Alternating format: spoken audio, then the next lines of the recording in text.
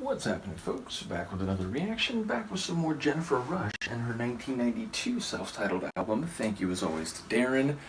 And the next track is Who I Am, right? Not Who Am I? Yes, Who I Am, which speaks to identity and self-understanding. Of course, not to get all Jungian, but someone's identity is defined not only by how they see themselves, but how others see them, and there might even be aspects that are a bit opaque or in a blind spot for both yourself and for others.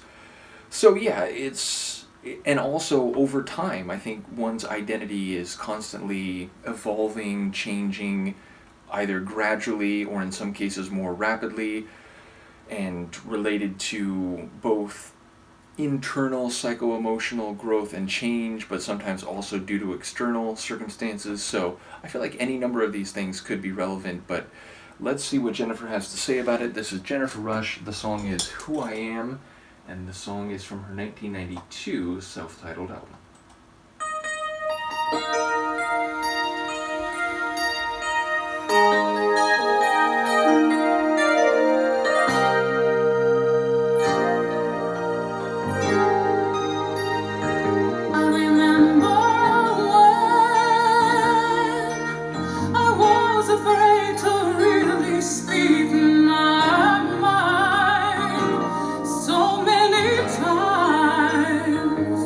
I would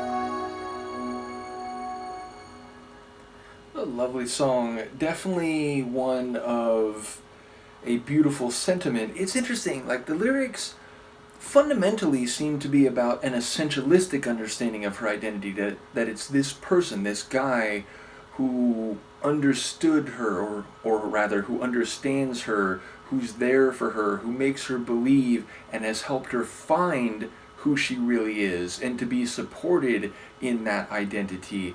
But the beginning, it actually speaks to an evolution of identity, this longer term, always changing perception of the concept of identity. Because she's saying, I used to never speak my mind, and she's referring to the way things used to be, and that she was more timid, more scared to really let out those emotions, and to she'd say everything was fine even when inside it wasn't. And so now she feels more comfortable. So like one can say that maybe that core of who she really was, it was always there, she just didn't show it. But it's like in her behavior, in her willingness to act and speak and live a certain way, there's definitely been a change. So it's like it has both a more static and dynamic conception of identity in the lyrics. But again, it's very sweet, it's very grateful toward this guy who has, again, believed in her and supported her and treated her in a way that makes her feel comfortable and supported, so that she's able to really now internally come to an understanding of who she is and to know that is a good thing. Vocally, it's a dynamic and powerful performance. Definitely a lot of bigger singing here, including really going up into the rafters in the last minute or so. But there's also like backing Jennifer, sort of like pulled back from the tune, a bit echoed. And I like the way when that first came in, she then came back into the lead vocal like up front. So it's sort of like throughout the soundscape we're hearing her. But even just in terms of the lead vocal, extensions, flourishes, and again, she does that thing where she's like, there's like the expected beats and rhythm, and she's sort of sliding in and around that, and it still all works like in rhythmic time, but she's not like predictable in that she occasionally, starts a little slower, then like slides past like where the expected beat would be. So I enjoy the way she plays with the rhythms of the lines melodically. So yeah, another cool one from Jennifer. Thank you again to Darren. Let me know what you think about the track, and I will see you next time. And maybe the sleeping Luca over here will choose to be on the chair next time she's looking at me. But yes, we will see you next time. Peace.